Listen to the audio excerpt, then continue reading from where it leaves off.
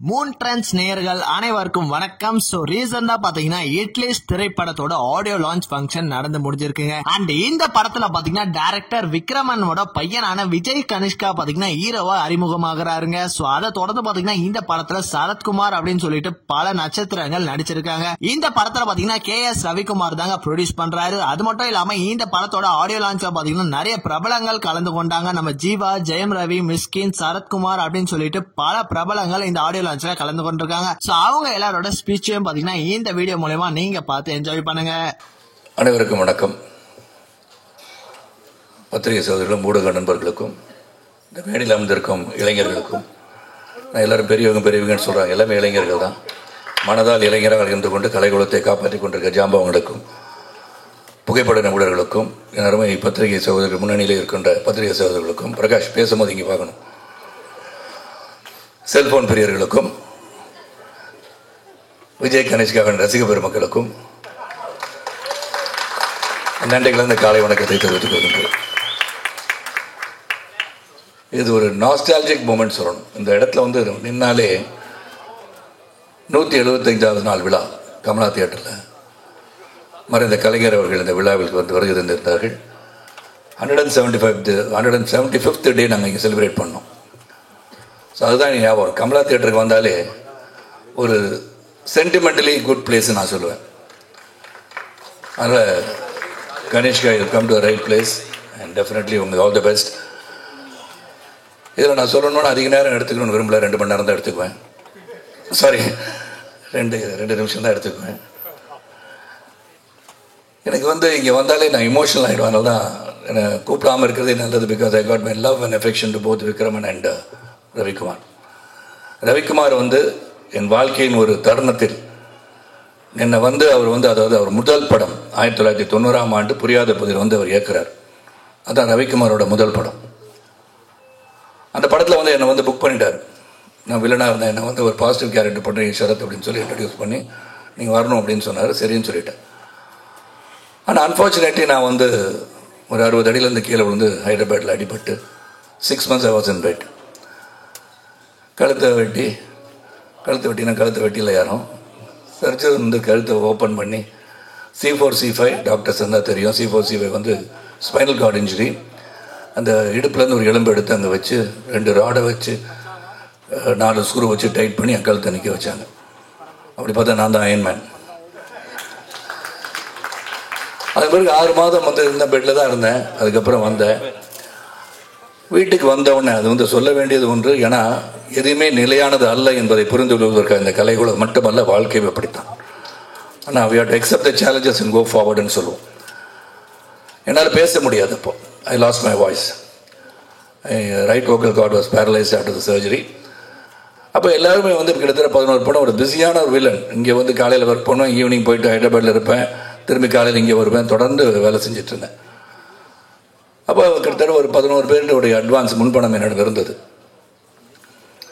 அதில் ரவிக்குமார் வந்து வந்தார் என்னை பார்க்க. அப்போ வந்து பேச முடியாதனால எழுதி தங்களுடைய முன்பணத்தை திரும்ப பெற வந்திருக்கிறீங்களான்னு கேட்குறேன். இல்லை, நீங்கள் நடிக்கிறீங்கன்னார். நான் அப்போ வந்து ரொம்ப வெயிட்லாம் ரொம்ப 20 கிலோ குறைஞ்சி அவர் எதிர்பார்த்த சரத்குமார் அந்த படத்துக்கு கிடைக்க மாட்டான்றது அவருக்கு தெரியும். சௌத்ரி சாரே சொல்லியிருப்பார், ஏன் புது படம் எடுக்கிறவர் அவர் வச்சு எடுக்கிறேன்னு சொல்லியிருப்பார். அதனால் என் குருநாதர் தான் அவரும். ஆனால் அவர் சொல்லியிருப்பார், ஏன்னா வெயிட் பண்ண வேண்டாமே, ஒரு நடிகனுக்காக எதுக்காக காத்துட்ருக்கீங்க, அது ஒரு பாசிட்டிவ் கேரக்டர், ஒரு இன்ஸ்பெக்டர் கேரக்டர் தானே அப்படின்னு சொல்லியிருக்கலாம். ஆனால் அன்று அந்த ரவிக்குமார் அவர்கள், இன்றும் சொல்கிறேன், it's very nostalgic emotional to me, நீங்கள் தான் நடிக்கிறீங்கன்னு. அது 6 மாதமாகட்டும், 1 வருடமாகட்டும், என்னுடைய முதல் படத்தில் உங்களை புக் பண்ணிட்டேன், நீங்கள் தான் நடிக்கிறீங்கன்னு சொன்னதுக்கு என்னுடைய அந்த படத்தை நடிக்கும் போது 2 பேருக்கும் பெரிய தகராறு. அந்த மாதிரி தகராறுலாம் கலை உலகம் பார்த்துருக்க முடியாது. அதான் சண்டை போட்டுக்கும், இருக்கும், வரும், வராதுன்றது தான். நம்ம வந்து இதை சொல்லணும். ஏன்னா இதெல்லாம் சில விஷயங்கள் வந்து எப்படி வந்து இருவர்கள் உறவோடு இன்றும் பயணித்துக் கொண்டிருக்கிறோம்னு சொன்னால், இந்த கொடுக்கல் வாங்கல், compromising with each other, give and take policies. ஏன்னா 1000 பிரச்சனைகள் வரும். பிரச்சனை வராமல் இருக்க முடியாது. சில கணவன் மணி பார்த்தீங்கன்னா, நாங்கள் 50 வருஷமாக எந்த ஒரு பிரச்சனை நிம்மதியாக வாழ்ந்துட்டு இருக்கோம்னு சொல்லுவாங்க. அதில் யாரோ ஒருத்தர் போய் சொல்கிறாங்க அர்த்தம். சண்டையே போட்டதில்லைன்னு சொல்லுவாங்க. அது எப்படி சண்டை போட முடியும்? சண்டை போட்டுட்டு தான் வர முடியும். நான் 11 மணிக்கு வீட்டுக்கு வரேன்னு சொல்லிட்டு வந்தால் நீங்கள் போக முடியாது. அது ஒரு பிரச்சனை நடக்கும், பஞ்சாயத்து நடக்கும், முக்கியமாக ஒருத்தர் வரான்னு சொன்னீங்க, வரமாட்டீங்களா நீங்கன்னு கேட்பாங்க. அதுக்கு எனக்கு பஞ்சாயத்து பண்ணுறதுக்கு ஒருத்தர் இருக்கார் நாட்டாமல் என்னுடைய ரவிக்குமார் தான். ஸோ எனக்கு வந்து இப்படி வந்து அந்த நான் பிரியோதயபுரத்துக்கு வந்தேன். 6 மணிக்கு கால் ஷீட் போட்டிருந்தார், 6 to 2 நைட்டில். நான் வரும்போது ஒன்றும் காலதாமதமாக வரல, காலையில் 1 மணிக்கு வந்தேன். அவர் போச்சொல்லியா அப்படின்ட்டார். அது அவரை போச்சொல்லியா அப்படின்னு நான் சொல்லிட்டேன். 2 பேருக்கும் பெரிய மோதல். அப்போ தான் பார்த்தா கனல் நடுவில் இருந்து சார் படத்தை முடிச்சிடலாம் சார், நீங்கள் இப்படி போங்க, நீங்கள் அப்படி போங்க, முடிச்சுட்டு முடிஞ்ச பிறகு நடந்தது தான் சுவாரஸ்யம். அதுதான் அன்பு பாசம். வாங்க ஏறுங்க வண்டியில் இருங்க பேசிட்டே போகலான்ட்டார். That is Ravikumar, man with golden heart அப்படின்னு சொன்னால், இந்த கலை உலகத்தில் நான் சந்தித்த பல மனிதர்களில் உண்மையான தங்கமான ஒரு மனது என்று சொன்னால் ரவிக்குமார் தான். அதே மாதிரி விக்ரமன் சார், சூரியவம்சம் கூட மிகப்பெரிய ஒரு அளவுக்கு என்னை உயர்த்தியவர் தான். அதுவும் விக்ரமன் சாரும் ரவிக்குமார் நீங்கள் இந்த படத்தை நடிக்கிறீங்கன்னா எனக்கு கதை பற்றி எனக்கு கவலையே கிடையாது.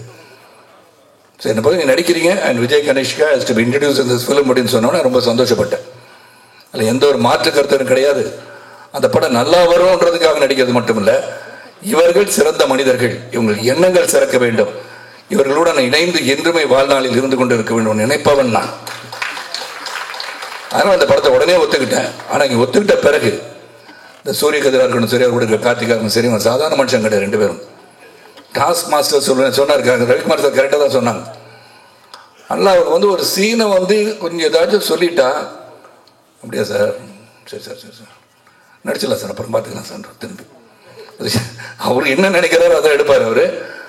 அது மாதிரி ரவிக்குமார் சார் அங்கே வந்தது ப்ரொடியூசராக வந்தார். ப்ரொடியூசராக 2-3 தடவை வந்தார். நான் அவர்கிட்ட பணம்லாம் கேட்டிருக்கேன்னு வச்சுக்கோங்க, நிறைய கொடுத்து வச்சுருவேன். ரவிக்குமார் சரி சௌஜி சார் தெரிஞ்சு அடுத்த படத்துக்கு சேர்ந்து படம் வாங்கிக்குவேன் நான் எப்போதுமே. அந்த படத்தை நடிச்சிட்டு இருக்கும் போது அடுத்த படம், அதுக்கு அடுத்த படம் வாங்கிடுது. அந்த மாதிரி என்னுடைய பழக்கம் அவரோட. சார் இந்த விக்ரமன் அண்ட் ரவிக்குமார் சொல்லும் போது கதையை கேட்டேன். Very interesting script.